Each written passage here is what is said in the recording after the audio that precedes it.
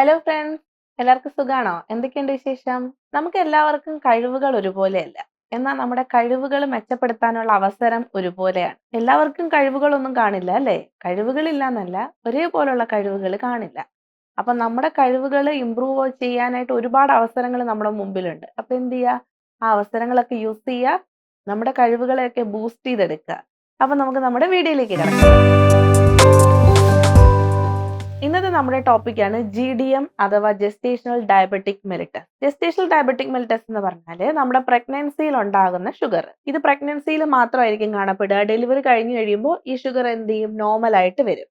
അതിനെയാണ് GDM അല്ലെങ്കിൽ gestational diabetic mellitus എന്ന് പറയുന്നത്. ഇനി ഇത് എന്തുകൊണ്ടൊക്കെയാണ് വരുന്നത്, അല്ലെങ്കിൽ എന്താണ് ഇതിന്റെ റിസ്ക് ഫാക്ടേഴ്സ്, ആർക്കാണ് ഇത് വരാനുള്ള സാധ്യതകൾ കൂടുതലെന്ന് നോക്കാം. ഒന്നാമതായിട്ട് നമ്മുടെ പേരൻസ് ഒക്കെ ഡയബറ്റിക് ആണെങ്കിൽ നമുക്ക് പ്രഗ്നൻസിയിൽ ഷുഗർ വരാനുള്ള സാധ്യതയുണ്ട്. അടുത്തത്, നമുക്ക് പ്രീവിയസ് പ്രഗ്നൻസിയിൽ നമുക്ക് ഷുഗർ ഉണ്ടായിരുന്നു എങ്കിൽ നമുക്ക് ഈ പ്രഗ്നൻസിയിൽ ഷുഗർ വരാനുള്ള സാധ്യതകൾ കൂടുതലാണ്. മസ്റ്റ് ഇല്ല, സാധ്യതയുണ്ട്. ഇനി നമ്മുടെ കഴിഞ്ഞ ഡെലിവറിയിൽ നമ്മുടെ കുഞ്ഞിന്റെ വെയിറ്റ് ഒരു 4 kg അല്ലെങ്കിൽ 4 kg എബോവ് ആയിരുന്നെങ്കിലും നമുക്ക് ഈ പ്രഗ്നൻസിയിൽ ഷുഗർ വരാനുള്ള സാധ്യത തള്ളിക്കളയാൻ പറ്റില്ല. ഇനി മറ്റൊന്നാണ്, ഒരുപാട് പ്രായമായ അമ്മമാർ, അതായത് 35-40 ഒക്കെ എത്തുമ്പോഴും പ്രഗ്നന്റ് ആകുന്ന അമ്മമാരില്ലേ, എൽഡർലി മദേഴ്സ് എന്ന് പറയും. അപ്പൊ അങ്ങനെയുള്ള എൽഡർലി മദേഴ്സിലും ഷുഗർ പ്രഗ്നൻസിയിൽ ഉണ്ടാകാനുള്ള സാധ്യത കൂടുതലാണ്. ഇനി മറ്റൊന്നാണ്, ടൈപ്പ് 1 DM ഒക്കെ ആയിരിക്കും, മേ ബി നേരത്തെ ഡയഗ്നോസ് ചെയ്തിട്ടുണ്ടാവില്ല, അത് പ്രഗ്നൻസിയിലായിരിക്കും ഡയഗ്നോസ് ചെയ്യുന്നത്. അങ്ങനെയുള്ളവരും GDM ആണെന്ന് നമ്മൾ സസ്പെക്ട് ചെയ്യാനുള്ള സാധ്യതകളുണ്ട്. മറ്റൊന്നാണ് റിപ്പീറ്റഡ് ആയിട്ട് അബോർഷൻസ് വരുന്നത്. അതായത് പ്രീവിയസ് ആയിട്ട് റിക്കറന്റ് ആയിട്ട് അബോർഷൻസ് ഉണ്ടായിട്ടുണ്ട്, അല്ലെങ്കിൽ സ്റ്റിൽ ബർത്ത്, അതായത് ഗർഭപാത്രത്തിനുള്ളിൽ വെച്ച് തന്നെ കുഞ്ഞു മരിച്ച് ജനിച്ചിട്ടുള്ള ഹിസ്റ്ററി ഒക്കെ ഉണ്ട് എന്നുണ്ടെങ്കിൽ ഈ നമുക്ക് അടുത്ത പ്രഗ്നൻസികളിൽ ഷുഗർ വരാനുള്ള സാധ്യത ഉണ്ട് എന്നാണ് പറയപ്പെടുന്നത്. ഇനി ഈ ഷുഗർ ഉണ്ടോ ഇല്ലയോ എന്ന് നമ്മൾ എങ്ങനെ ഡയഗ്നോസ് ചെയ്യും? നമ്മൾ യൂഷ്വലി ഫസ്റ്റ് ഡോക്ടറിനെ കാണാൻ ചെന്നു, നമ്മൾ പ്രഗ്നന്റ് ആണ് എന്ന് അറിഞ്ഞ് കാണാൻ ചെല്ലുമ്പോൾ ഡോക്ടർ ചില ടെസ്റ്റുകൾ ചെയ്യും. നമ്മുടെ തൈറോയിഡ്, ഷുഗർ ഒക്കെ ചെക്ക് ചെയ്ത് നോക്കാറുണ്ട് അല്ലേ? അപ്പൊ യൂഷ്വലി നമുക്ക് ഷുഗർ ഒന്നും കാണില്ല, നോർമൽ ആയിരിക്കും. എന്നാൽ ഒരു സെക്കൻഡ് ട്രൈമസ്റ്ററിൽ നമ്മൾ ബ്ലഡ് ടെസ്റ്റ് ഒക്കെ ചെയ്ത് വരുന്ന സമയത്താണ് നമ്മൾ എന്ത് കണ്ടുപിടിക്കുന്നത്? നമുക്ക് ഷുഗർ ഉണ്ട് എന്ന് അറിയുന്നത്. അപ്പൊ ഇനിഷ്യൽ സ്റ്റേജിൽ നമ്മൾ FBS നോക്കും, PPBS നോക്കും. FBS എന്ന് പറയുമ്പോൾ ഒരു 95 to 100 റേഞ്ചിലൊക്കെ നിൽക്കും. PPBS ഒരു 140യുടെ അകത്ത് തന്നെ നിൽക്കും.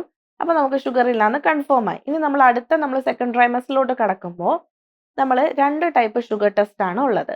ഒന്നാമത്തത് GCT, ഗ്ലൂക്കോസ് ചലഞ്ച് ടെസ്റ്റ്. ഇതിന് പ്രത്യേകിച്ച് ഫാസ്റ്റിങ്ങിന്റെ ഒന്നും ആവശ്യമില്ല. നമ്മൾ ലാബിൽ ചെന്ന് കഴിയുമ്പോൾ അവർ നമുക്കൊരു 50 ഗ്രാം ഗ്ലൂക്കോസ് തരും. ഈ 50 ഗ്രാം ഗ്ലൂക്കോസ് നമ്മൾ വെള്ളത്തിൽ കലക്കി നമ്മൾ കുടിക്കും. അല്ലെങ്കിൽ ചിലർ നമുക്ക് 50 ഗ്രാം ഗ്ലൂക്കോസ് ജ്യൂസ് ആയിട്ടായിരിക്കും തരുന്നത്, അത് കുടിക്കും. ഇത് കുടിക്കുന്ന സമയം തൊട്ട് 1 മണിക്കൂർ കഴിയുമ്പോൾ നമ്മുടെ ബ്ലഡ് സാമ്പിൾ എടുത്ത് ടെസ്റ്റ് ചെയ്ത് നോക്കും.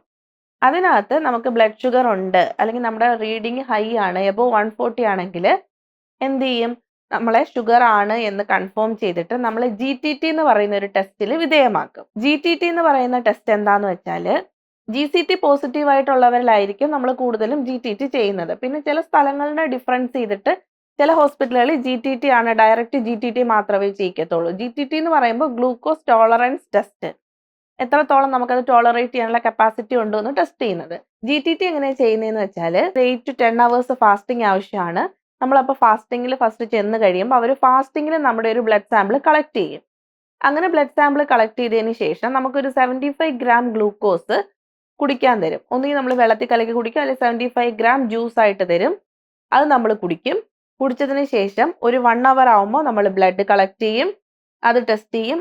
അതോടൊപ്പം 1 more hour, അതായത് ഗ്ലൂക്കോസ് കുടിച്ച് സെക്കൻഡ് അവറിലെയും നമ്മൾ ബ്ലഡ് ടെസ്റ്റ് ചെയ്യും. ടോട്ടൽ 3 സാമ്പിൾസ് ആണ് GTTയിൽ എടുക്കുന്നത്. Fasting 1 hour and 2 hour. എന്നിട്ട് ഇതിന്റെ റീഡിങ്സിനെ ബേസ് ചെയ്തിട്ട് നമ്മൾ GDM ആണോ അല്ലയോ എന്നുള്ളത് ഡയഗ്നോസ് ചെയ്യും. ഇനി നമ്മൾ ഡയഗ്നോസ് ചെയ്ത് ഇതിന്റെ ട്രീറ്റ്മെന്റ് ഓപ്ഷൻസ് എന്തൊക്കെയാണ്? ഫസ്റ്റ് വരുന്നത് ഡയറ്ററി മോഡിഫിക്കേഷൻസ് ആണ്. നമുക്ക് പ്രോപ്പർ ആയിട്ട് ഒരു ഡയറ്റീഷ്യനെ കൺസൾട്ടേഷൻ തരും. എന്നിട്ട് നമ്മൾ അതിനനുസരിച്ചിട്ടുള്ള ഒരു ഡയറ്റ് ഫോളോ അപ്പ് ചെയ്യാനായിട്ട് ശ്രമിക്കും. ഇനി നമ്മൾ ഡയറ്റ് വെച്ച് നോക്കിയിട്ട് നമ്മുടെ ബ്ലഡ് ഷുഗർ ഒക്കെ ബാലൻസ്ഡ് ആവുന്നില്ല, കൺട്രോൾഡ് ആവുന്നില്ല എങ്കിൽ ഡോക്ടർ നമ്മളോട് ഡയറ്റിനോടൊപ്പം തന്നെ ലൈഫ് സ്റ്റൈൽ മോഡിഫിക്കേഷൻ ചെയ്യാൻ പറയും.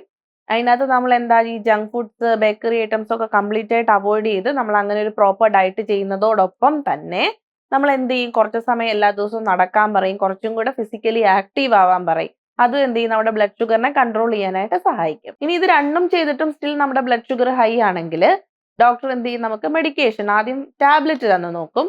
മെറ്റ്ഫോമിൻ പോലുള്ള ടാബ്ലറ്റ് തരും. ടാബ്ലറ്റ് തന്നിട്ട് അത് കഴിച്ചുകൊണ്ടിരിക്കും, നമ്മുടെ ബ്ലഡ് ഷുഗർ മോണിറ്റർ ചെയ്യും.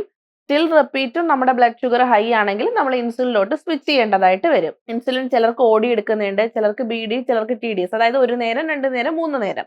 അങ്ങനെ നമ്മുടെ ബ്ലഡ് ഷുഗർ എങ്ങനെ കൺട്രോൾ ആകുന്നു ആ രീതിയിലേക്ക് നമ്മുടെ ഡോസും എത്ര പ്രാവശ്യം എടുക്കണമെന്നുള്ളതും ഡോക്ടർ സജസ്റ്റ് ചെയ്ത് തരും. അങ്ങനെയാണ് നമ്മുടെ ബ്ലഡ് ഷുഗർ കൺട്രോൾ ചെയ്യാനായിട്ട് ശ്രമിക്കുന്നത്. ഇനി നമുക്ക് തീരെ കൺട്രോൾ ആവുന്നില്ലെങ്കിൽ നമ്മൾ അഡ്മിറ്റ് ചെയ്ത് അവർ പ്രോപ്പറായിട്ട് ഡയറ്റ് ചെയ്യിപ്പിച്ച് മോണിറ്റർ ചെയ്ത് നമ്മുടെ ബ്ലഡ് ഷുഗർ കൺട്രോൾ ആക്കി ഇൻസുലിൻ ഡോസ് അഡ്ജസ്റ്റ് ചെയ്ത് കറക്റ്റ് ആക്കാറുണ്ട്. ഇനി എന്തൊക്കെയാണ് ഈ GDMന്റെ കോംപ്ലിക്കേഷൻസ് എന്ന് നോക്കാം. കോംപ്ലിക്കേഷൻസ് നോക്കാം, പ്രധാനമായിട്ട് കാണപ്പെടുന്നത് നമ്മുടെ ബേബിയുടെ വെയിറ്റ് ഭയങ്കരമായിട്ട് കൂടും. മാക്രോസോമിയ എന്ന് പറയും. അതായത് ബേബിയുടെ വെയിറ്റ് ഒരു 4 kg അബോവ് ഒക്കെ ആയിട്ട് ഭയങ്കരമായിട്ട് കൂടുന്നതായിട്ട് കാണാം. എന്തുകൊണ്ടാണ് ഇങ്ങനെ സംഭവിക്കുന്നത്? അതായത് അമ്മയുടെ ശരീരത്തിലെ ബ്ലഡ് ഷുഗർ ലെവൽ കൂടി. ഈ കൂടുന്നത് എന്ത് ചെയ്യും? കുഞ്ഞിലേക്ക് എത്തും. അപ്പൊ കുഞ്ഞിന്റെ ബ്ലഡ് ഷുഗർ ലെവൽ എന്ത് ചെയ്യും? കൂടും. കുഞ്ഞിന്റെ ബ്ലഡ് ഷുഗർ ലെവൽ കൂടുമ്പോൾ കുഞ്ഞിന്റെ ബ്ലഡ് ഷുഗർ കുറയ്ക്കാൻ വേണ്ടിയിട്ട് അതിന്റെ ബോഡിയിൽ എന്ത് ചെയ്യും? ഇൻസുലിൻ ഓവറായിട്ട് പ്രൊഡ്യൂസ് ചെയ്യും. അങ്ങനെ ഓവറായിട്ട് പ്രൊഡ്യൂസ് ചെയ്യുന്നതിന്റെ വഴി ഫാറ്റ് ഡിപ്പോസിഷൻ വരികയും കുഞ്ഞ് എന്ത് ചെയ്യും? വെയിറ്റ് ഇങ്ങനെ വെച്ച് വെയിറ്റ് കൂടി വരികയും ചെയ്യും. അതുപോലെ തന്നെ ഈ ഷുഗറിന്റെ ഒരു പ്രത്യേകതയായിട്ട് നമ്മൾ പറയാറുണ്ട് അല്ലേ, നമുക്ക് ഭയങ്കര ദാഹമായിരിക്കും, എപ്പോഴും നമ്മൾ യൂറിൻ പാസ് ചെയ്യുമെന്ന്. അതുപോലെ കുഞ്ഞ് എന്ത് ചെയ്യും? ഒരുപാട് യൂറിൻ ഒക്കെ പാസ് ചെയ്യുന്നതിന്റെ ഫലമായിട്ട് അമ്നിയോട്ടിക് ഫ്ലൂയിഡ് എന്ന് പറയും, അതായത് കുഞ്ഞ് കിടക്കുന്ന ഒരു ദ്രാവകം ഉണ്ടല്ലോ, അതിന്റെ അളവും ഭയങ്കരമായിട്ട് കൂടുകയും ചെയ്യും. വെള്ളം കൂടിക്കഴിഞ്ഞാൽ എപ്പോൾ വേണമെങ്കിലും അത് പൊട്ടാനും കുഞ്ഞിന്റെ പൊക്കിൾക്കൊടി വെളിയിലോട്ട് വരാനും അത് പിന്നെ ഒരു ഒബ്സ്റ്റട്രിക് എമർജൻസി ആയിട്ട് മാറാനും കാരണമാകും. അപ്പൊ എന്ത് ചെയ്യും?